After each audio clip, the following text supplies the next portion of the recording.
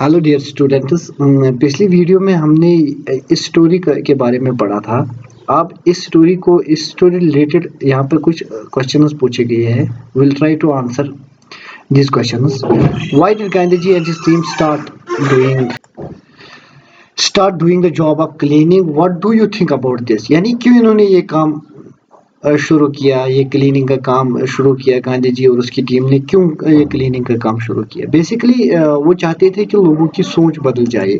लोग ये ना कि ये किसी एक कम्युनिटी का काम है, इसीलिए उन्होंने इस काम को स्टार्ट किया था, इस क्लीनिंग के जॉब को स्टार्ट किया था।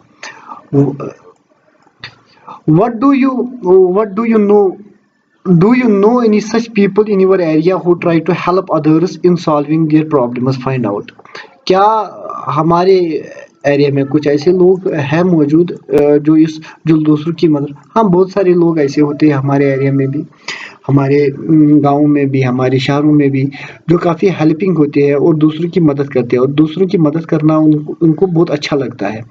गेस्ट वत गांधी जी आश्रम guessed that Gandhiji's ashram had to learn this work also. If you were one of these guests, what would you do? यानी क्या करते हम अगर उन मेहमानों में जो होते, जो गांधी जी के आश्रम में होते थे और जिनको ये काम खुद करने में, हम क्या करते?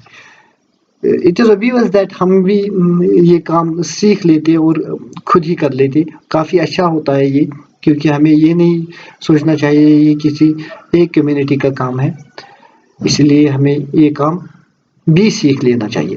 What are the toilet arrangements in your house? यानी कौन से टॉयलेट अरेंजमेंट?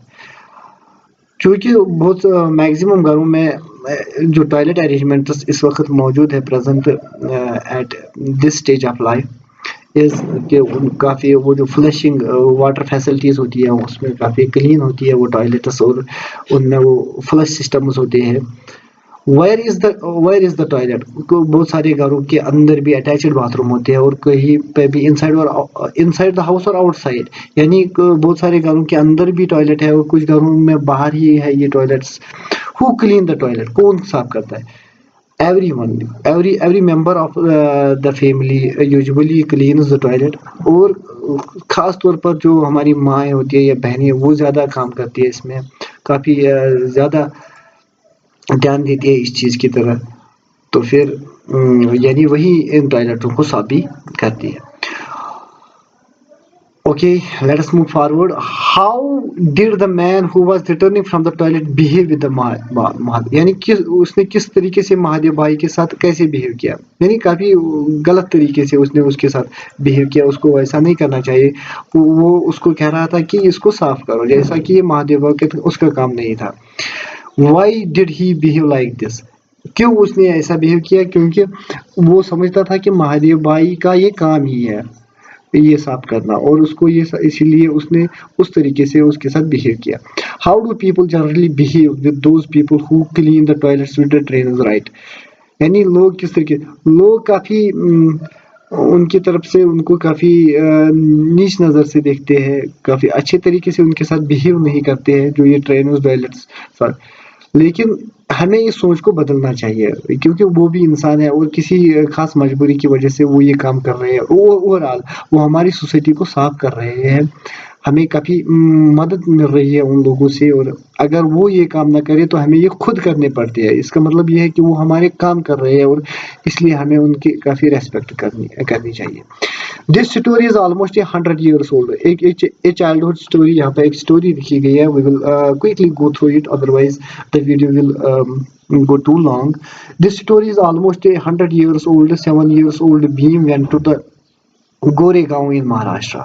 यानी एक 7 साल बच्चा होता है भीम, वो गोरेगांव महाराष्ट्र में एक गाँव है, वहाँ पे जाता है अपने फादर के साथ टू स्पेंड हिज हॉलीडेज, अपनी छुट्टियां मनाने के लिए। ही saw a barber cutting the long hair of rich farmers buffalo, यानी उसने एक नाई को देखा वहां पर जो एक रिच फार्मर यानी एक अमीर जमींदार के भैंस का जो हेयर है उसको काट रहा था।